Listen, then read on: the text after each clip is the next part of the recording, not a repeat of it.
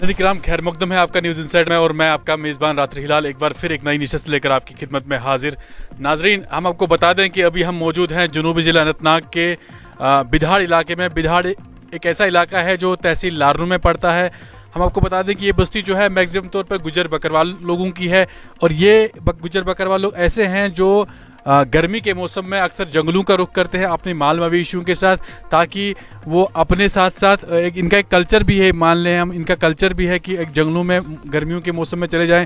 लेकिन आज सुबह ही एक बहुत ही दर्दनाक वाक़ा जो है हमारे इसी इलाके में पेश आया। यहाँ से एक ही कुंबे के कुछ अफराद अपनी मवेशियों को लेके डक्सुम के जंगलों में गए थे, जहाँ पे उनका जो कोठा होता है, मिट्टी का बना होता है, लकड़ी और मिट्टी का, वो बोसीदा होने की वजह से गिर पड़ा, जिसके नतीजे में 4 अफराद जो उस कोठे के अंदर मौजूद थे, उनमें से जो 3 हैं उनकी मौत जो है वाक़ा उसी टाइम हुई थी। लेकिन खुदा का करिश्मा ऐसा था कि एक बच्ची जो बहुत ही कम उम्र थी, सिर्फ वो जो है उसकी जान बचा ली अल्लाह ताला ने। लेकिन वो जो 3 बंदे थे अपने माल मवेशियों के साथ अपनी जान खो बैठे। हम आपको ये बता दें कि सुबह सुबह जो है पुलिस पार्टी लारनू, जिनको हेड करे थे एसएचओ ऋषि कुमार, उन्होंने अपने साथ मुकामी बाशिंदे को वहाँ पे लेके गए और वहाँ से उनको बचाने की कोशिश की। लेकिन जैसे ही बाहर निकाला पता चला कि ये जो 3 अफराद थे उनकी मौत वाक़ा हुई थी, लुक में अजल हो गए थे। लेकिन मसला ये है कि ये जो गुजर बकरवाल लोग हैं, इनको फॉरेस्ट प्रोटेक्शन राइट के तहत जो है अभी तक इनको जो अपने इनके कोठे होते हैं उनकी मरम्मत नहीं की जाती है।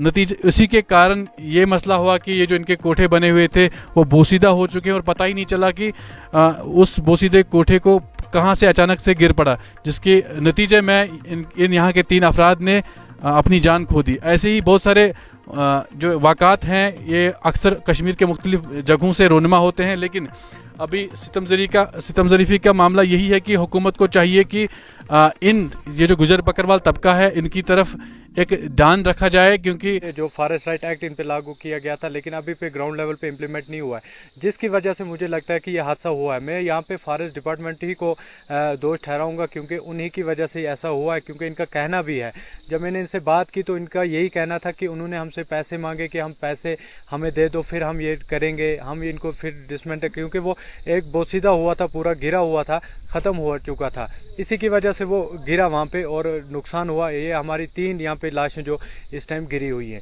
तो बहुत बड़ी अफसोस की बात है। तो मेरी रिक्वेस्ट आपके माध्यम से यही रहेगी एलजी अदब, देखिए ये वो लोग हैं, बेज़ुबान लोग हैं, बेसहारा लोग हैं, इनकी आवाज़ कहीं नहीं होती है। ये वो लोग हैं कि ये एक तहसीलदार के पास अपनी बात नहीं पहुंचा सकते हैं, एक एडमिनिस्ट्रेशन तक ये नहीं जा सकते। और मुझे लगता है कि फॉरेस्ट डिपार्टमेंट वाले इसी का फ़ायदा उठाते हैं। इनको पता है कि ये लोग वहाँ तक तो जाएंगे नहीं, एडमिनिस्ट्रेशन तक तो जाएंगे नहीं, इनकी जो आवाज़ है वो जंगलों तक महदूद रहती है, तो उसकी वजह से इनके साथ ये नाइंसाफ़ी हुई। मुझे लगता है कि एक तो अल्लाह की तरफ से आजमाइश थी हम लोगों पे, लेकिन मैं कहूँगा कि कहीं से कहीं जो इधर फॉरेस्ट डिपार्टमेंट वालों उनको भी दोष ठहराऊँगा, क्योंकि उनकी वजह से ऐसा हुआ है। क्योंकि इनका कहना भी और वाज़ा करते हैं, क्योंकि इन्होंने कुछ डिपार्टमेंट वाले मुलाजमों का नाम भी यहाँ पे लिया है, उन्होंने कहा तो इंशाल्लाह उसके खिलाफ हम कार्रवाई करेंगे। मैं एज अ गुजर बकरवाल कॉन्फ्रेंस का यूथ इंचार्ज हूँ और उसी के मुताबिक इंशाल्लाह हम केस करेंगे और डीएफओ साहब से भी बात करेंगे। बाकी रही बात जो इन पे जुल्म हो रहा है, इन बेबस लोगों पे, इन हमारे गरीब लोगों पे, इसके लिए एलजी इंतजामिया को एक कमेटी तश्कील देनी चाहिए और इस पे फौरी तौर। वहाँ पे जितने भी कोठे हैं सब टूटे हुए हैं। फॉरेस्ट वाले जाते हैं, बोलते हैं 50,000 60,000 दे दो, तब नहीं लकड़ी थोड़ी सी हम मुसीदा लकड़ी टूटी हुई जो गिरी हुई है वही देंगे आप लोगों को, तो वो भी मना कर रहे हैं। फिर जब वो लकड़ी देते हैं, साथ में दूसरा आता है, वो उसका फोटोग्राफर करके आगे बोलता है अब डेफू से आगे बोलते हैं प्रोटेक्शन आ गई, अब उनका खर्चा है, ये है वो है। पिछले दिनों में यही वाक़ा हुआ कि हमारे जो मांठर नाला है उससे ऊपर एक डोक ऊपर है, क्योंकि वहाँ रास्ता कोई नहीं है, ना गाड़ियाँ जाती हैं ना कुछ जाता है। 370 की एब्रोगेशन हो गई, तो उसके बाद बड़े बुलंद बांग दावे किए गए कि अब 370 के बाद फॉरेस्ट राइट एक्ट की इम्प्लीमेंटेशन ज़मीन पे हो गई है।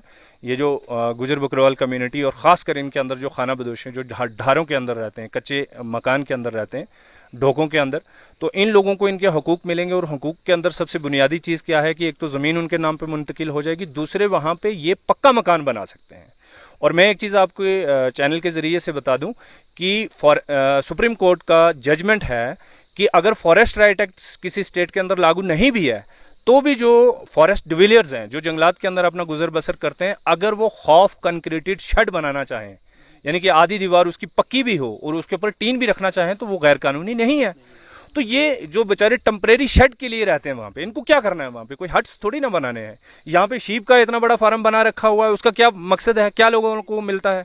0 पॉइंट बेनिफिट। लेकिन जो लोग यहाँ के हैं, जब इस रियासत जम्मू व कश्मीर का नाम भी नहीं पड़ा था, ये कौम तब से यहाँ पे है, ये खाना बदोश कौम तब से है।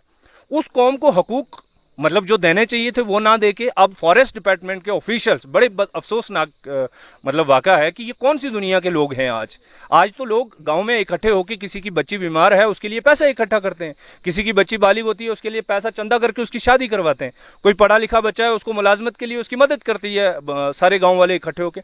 तो इंतज़ामिया का क्या रवैया है कि ये खाना बदोश पिछले मुसलसल कई सालों से मिन्नतें कर रहे हैं कि जनाब हमें लकड़ी दे दीजिए, क्योंकि ये ढारे जो हैं एक मुद्दत के बाद, क्योंकि इनके ऊपर मिट्टी होती है, बहुत वजनी होते हैं, बर्फ़ के अंदर भी इनके ऊपर वजन आता है और ये बोसीदा होने की वजह से कभी भी गिर जाते हैं। मौत का मुंह है वो, ये सारे के सारे ढारे मौत का मुंह है।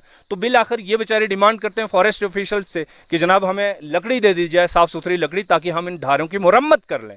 इनको कोई पक्का मकान तो बनाना नहीं है वहाँ पर, डबल स्टोरी या सिंगल स्टोरी भी। लेकिन बदकिस्मती ये है कि फॉरेस्ट राइट एक्ट की इम्प्लीमेंटेशन होने के बावजूद एक तरफ गवर्नर साहब कहते हैं कि जनाब मैंने सर्टिफिकेट बांट दिया, इन लोगों को मैंने हकूक दे दिए, दूसरी तरफ यहाँ ढारों के लिए लोग रो रहे हैं, ढारों के ऊपर लकड़ी तक नहीं मिलती। और फॉरेस्ट के डिपार्टमेंट के जो यहाँ के मुलाजमीन हैं वो मोटी मोटी रकूम इनसे डिमांड करते हैं कि जनाब इतना पैसा दे दीजिए, हम आपको लकड़ियाँ देंगे। ये कौन सा कानून है? एक तरफ आपने यहाँ पे प्रोजेक्ट लगाए हुए, पूरा का पूरा जंगल काट के आपने फना कर दिया, दूसरी तरफ ये जो बेचारे जंगलों की रखवाली करते हैं, ये जंगलों में से जंगल के कटाव को बचाते हैं। कोई स्मगलर आके उसको अगर काटने की कोशिश करेगा, ये लोग रखवाली करते हैं। पेड़ पौधों को ये लोग उगाते हैं, जड़ी बूटियों को ये लोग रखवाली करते हैं, और आप इनको वहाँ पर रहने के लिए नहीं देते। तो इस पर हमारी इंतज़ामिया से गुजारिश है, एलजी इंतज़ामिया से, कि ये जो जितने भी फॉरेस्ट डिपार्टमेंट के लोग हैं इनके ऊपर कड़ी से कड़ी कार्रवाई होनी चाहिए। तहकीकात कि हम कोठा है पुराना बुर्द कोठा 70 साल का, 20 साल का, 50 साल का कोठा बनया में, उनको उन तमीर करन नहीं देता, क्योंकि जिसमें हमारा 3 इस वक्त कत्ल हो गया।